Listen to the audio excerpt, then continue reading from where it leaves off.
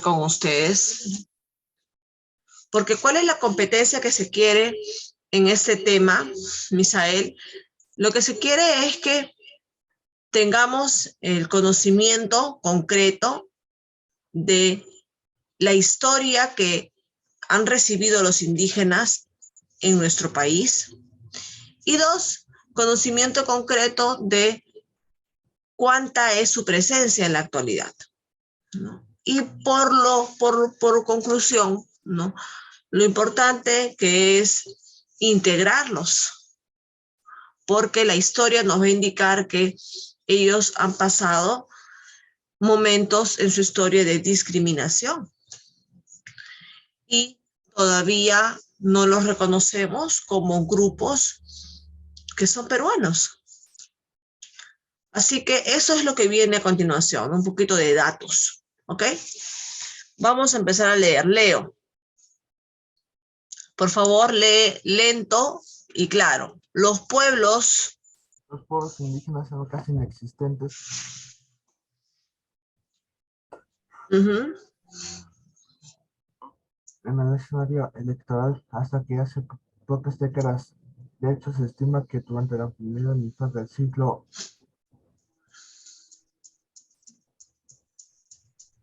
del siglo XX, a una alta población de la población indígena ni siquiera se le consideraban los censos nacionales. Por ejemplo, según el censo de 1963, en la mayoría de departamentos de la Sierra Azul y Selva, solamente el 6% y 15% de su población era de electores, como le sucedió al Papachoco, pero a partir de la Constitución de 1979 se limitó la población de población indígena que participó en los procesos electorales. Ya, ahí, hasta ahí, tranquilo. Hasta ahí. ¿Cuál es la información, el dato importante que debemos resaltar hasta ahí, Fátima?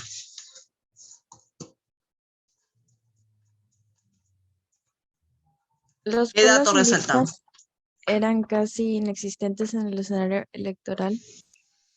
Esto es una realidad, jóvenes, ¿no? Los pueblos indígenas no eran considerados, ya, por lo menos hasta 1980, no eran considerados dentro de las elecciones. No lo eran, ¿ok? ¿Por qué? ¿Por qué creen que no eran considerados, Misael? ¿Por qué creen que ellos no eran considerados como la población, ¿no?, votante? Los candidatos solamente iban a la ciudad de Arequipa, a ciudades como, Lima, ¿no?, toda la costa.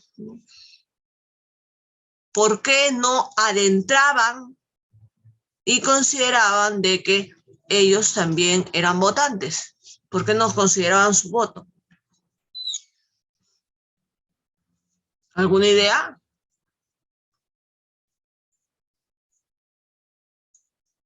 Porque en sí ahí eran discriminados, excluidos así por... Ya, pero ¿por qué lo discriminaban? Claro, claro, bien, Misael, bien, claro, ¿no? ¿Para qué se iban a hacer problema? Los candidatos tendrían que haber aprendido sus lenguas para poder lanzar un discurso electoral dentro, allá en la selva, allá en la Sierra Sur, en la Sierra Central. Y ningún candidato pues se iba a lanzar a aprender o buscar un intérprete. Además, también, hijos, hay otro factor, ¿no? Que estos grupos indígenas en su mayoría, ¿no?, son analfabetos, ¿no? Solamente se comunican de manera verbal en su idioma o en su dialecto y en su mayoría, pues no en el castellano, no saben castellano, ¿no? Entonces, es por esas las dos razones por las cuales ellos no participaban en las elecciones. Y muy mal, porque ellos son parte de la población peruana y tendrían que emitir una opinión. Ellos ya tienen una opinión. Que la tengan en su idioma, Leo, es otra cosa. Que la expliquen en su dialecto, es otra cosa. Problema es de los gobernantes de no considerar esos dialectos para buscar un intérprete que nos ayude a recoger las opiniones de estas poblaciones. A ver, ¿qué más se puede subrayar aquí? Por favor, ¿qué más podría subrayar aquí? Fátima ya mencionó muy buena la parte central, inicial, pero ¿qué más? Hay otro dato importante aquí.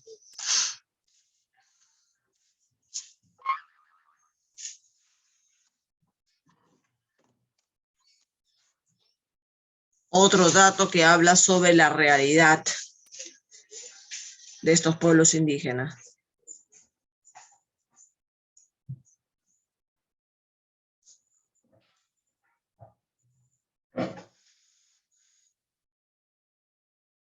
¿Mm?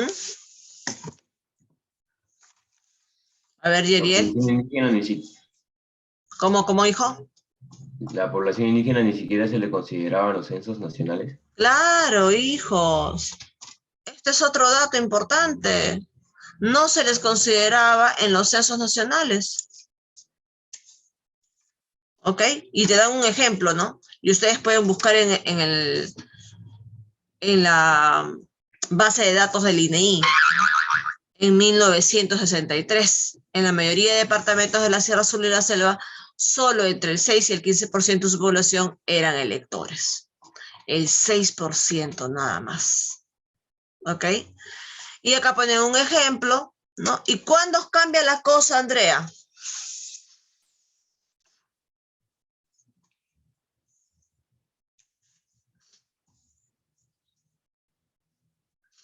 Con una constitución. ¿Cuál?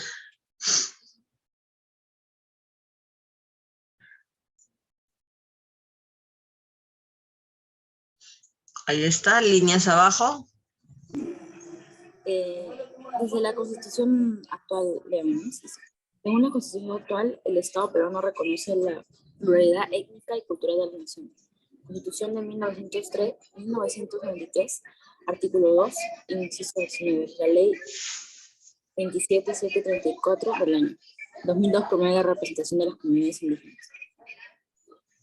Ya se adelantó Andrea. Acá, mire, ve, acá empezamos a cambiar las cosas con la Constitución del 79, acá. Estaba acá arriba, ¿no? Porque todavía abajo no habíamos leído, ¿cierto? Con la Constitución del 79, ¿ok? Después de los gobiernos, me parece, de Velasco, Morales Bermúdez, ¿ok? De esos dos gobiernos militares que dieron lo que fue la reforma agraria y que dejaron al país más pobre que nunca. Bueno, ahí después de estos dos gobiernos se da la Constitución del 79 y esta es la que empieza a considerar más electores de origen indígena. ¿Ok? Vamos a continuar leyendo. Nos quedamos acá, ¿no? Sin embargo, Yeriel.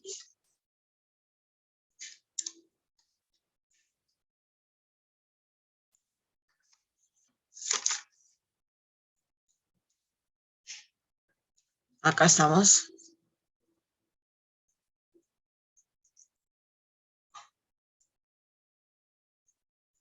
Yeriel Puescas.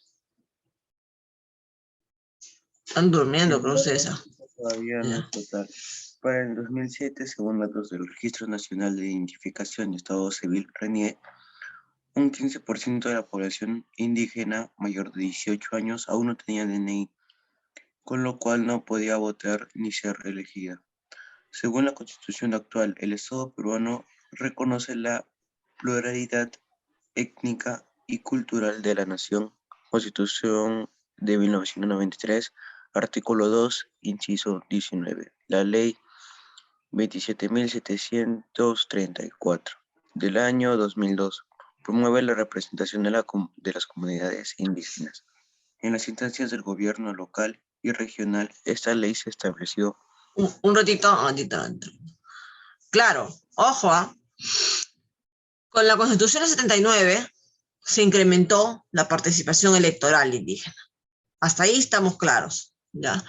Pero luego nos hablan de la Constitución, ¿está?, del 93, ¿cierto? La que cambió Fujimori, donde se reconoce que el Perú es un país pluricultural y multicultural, ¿ok? En esa Constitución, ¿ya? O esa Constitución da pie a la interculturalidad. Sin embargo, sin embargo, en ningún momento el Estado promueve algún censo, ¿no?, con respecto a estos pueblos indígenas. Ojo, o sea, la Constitución era prácticamente ley muerta que estaba ahí. O sea, ya, el Perú es un país pluricultural, qué bien. Pero, ¿qué se hacía para integrarlos? Pues la Constitución no hizo nada. Solamente los mencionó de nombre nomás. El Perú es un país pluricultural, por si acaso. Y hay que respetar la pluriculturalidad, ya. Y ahí quedó. ¿Ok? Vamos a seguir leyendo.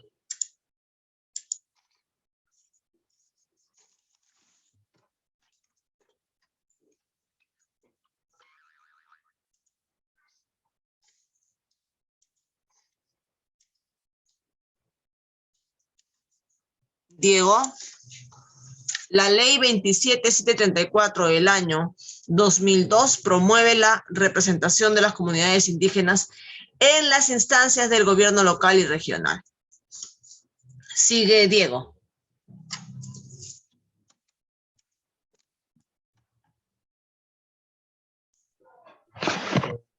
Esta ley estableció un sistema de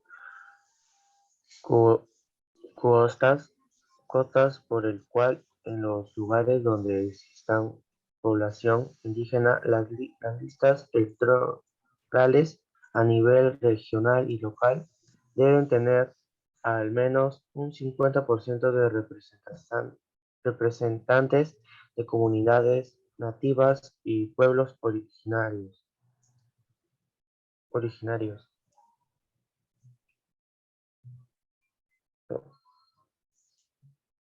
¿Pasó? Sigue.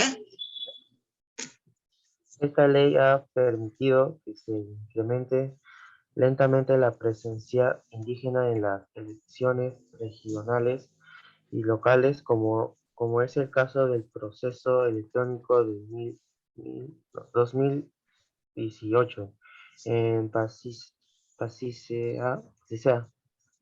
Sin embargo, la ubicación desfavorable de las candidaturas indígenas en las listas no ha permitido que haya más representantes elegidos. Por otro lado, si bien se ha incrementado el número de regiones y provincias en las que se aplica la cuota, todavía hay provincias con población indígena en las que ellos no se hacen. Cierto, ¿no? Cierto. A ver, Andrew, ¿qué podríamos subrayar? ¿Qué información debemos rescatar de esta última parte de nuestra lectura? Yo creo que la parte de esta ley ha permitido que se incremente lentamente la presencia indígena en las elecciones regionales y locales. Exacto, ¿cierto? Vamos a poner acá.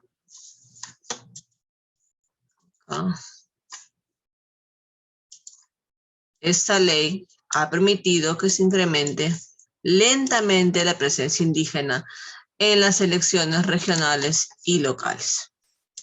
¿Ok? Entonces, lo que hace la Constitución del 93, que tenemos que subrayarla, creo que ya la habíamos subrayado, ¿no?, es de alguna manera decirnos a todos que nuestras poblaciones indígenas están ahí, están esperando participación, están esperando medios, hijos. Yo no sé si de este grupo del aula, de tercero y cuarto, va a salir algún representante político, va a salir algún líder político, o de repente algún funcionario público, ¿no? De repente no salga. Entonces, mi deber como profesora dentro del currículo nacional es que yo ponga sobre la mesa para ustedes, ¿no?, la información sobre este tratamiento que se le ha dado en todos estos últimos años a nuestros grupos indígenas. Que con respecto a la ley regional, porque ustedes sabrán que se creó una ley de regiones, ¿no?, porque nosotros teníamos solo departamentos. Y después se creó regiones para que tengan un poco más de autonomía, ¿no?, y en una jurisdicción más grande. Esta ley de regiones fue también la que de alguna manera despierta el interés de algunos políticos sobre algunos grupos indígenas que estaban dentro de esta jurisdicción de las regiones, ¿no? Y esto sucede aproximadamente, ¿no?, a partir de la última década del siglo XX, pues, ¿no? Es lo que llama la atención de la presencia de estos grupos indígenas, pero en realidad, si hablamos en lo concreto, pues no han recibido la ayuda necesaria para integrarse, ¿no? Yo ya insisto y vuelvo a repetir que la mejor ayuda que se le podría dar es, uno,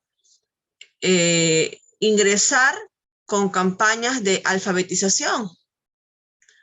El Estado debería promover campañas de alfabetización, adentrarse a la Sierra Central, adentrarse a la Sierra Sur, adentrarse a la Selva Leo, ¿no?, con un personal, con un grupo calificado y comenzar a alfabetizar. Yo creo que si eso lo hace en una generación, que sería de repente, pues, unos 6 años, ya. De 6 años a 10 de instrucción, que sería un proyecto de Estado, obviamente, ¿no?, sale una generación completa de indígenas hablando y escribiendo castellano. Y ellos mismos continuarían con la educación de sus hijos y las futuras generaciones. Es una inversión de 10 años nada más que el Estado podría hacer con alfabetización. Pero que es una cuestión no tan complicada, claro, hay personal calificado, libros, pizarras, centros poblados que van a necesitar trasladarse. O sea, claro, obviamente que es una inversión de Estado, sí. Pero es una inversión solo de 10 años. Si eso, si este proyecto que a mí se me viene en mente, bajo mi ignorancia, como soy una maestra, una simple maestra, no, yo no soy política, yo no soy ministra, yo no sé exactamente cómo se maneja, pero yo sí presentaría, ¿no?, un proyecto en el cual se hiciera una campaña de alfabetización, ¿no?, dentro de estos grupos indígenas, pero por un promedio de 10 años, ininterrumpidos. Y de ahí saldrían generaciones ya con una lengua castellana escrita y hablada a la perfección para que ellos puedan mismos instruir a sus futuras generaciones.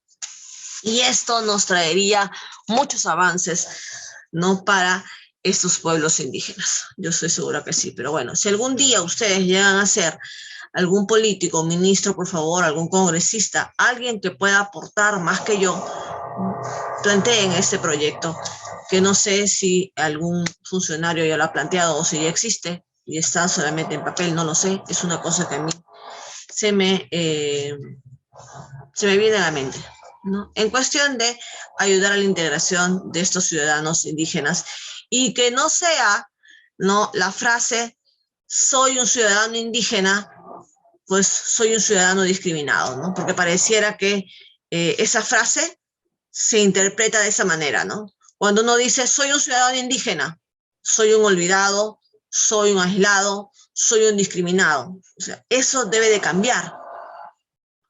Esa interpretación, esa analogía debe de cambiar.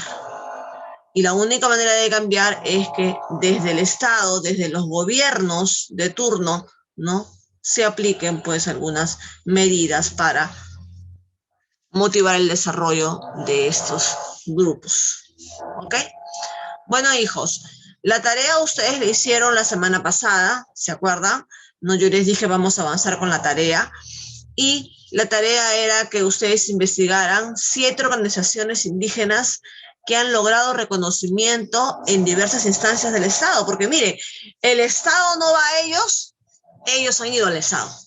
¿No? Algo tienen que hacer, pues. No se pueden quedar con los brazos cruzados. Entonces, ellos sí han encontrado maneras de organizarse, ¿no? En diferentes espacios, no simplemente tiene que ser del mismo grupo indígena, y dado a esa cohesión que han logrado entre ellos, pues han sido reconocidos ciertos grupos por el Estado. Y ahí es un primer paso. Pero qué pena que el primer paso lo hayan dado los pueblos indígenas y no el Estado. Debería haber sido al revés, ¿cierto? El Estado debía haber promovido más bien estos tipos de grupos de integración, pero bueno, el Estado espera sentado y no, pues, no hacen gran cosa por estos grupos indígenas. ¿Ok? Bueno, chicos, aquí nos vamos a quedar. Terminen de subrayar la segunda parte de esta ficha y no sé qué cursos más tendrán. Ah, me dan una indicación. A ver, un ratito antes que acabe la hora. Me acaban de mandar una indicación.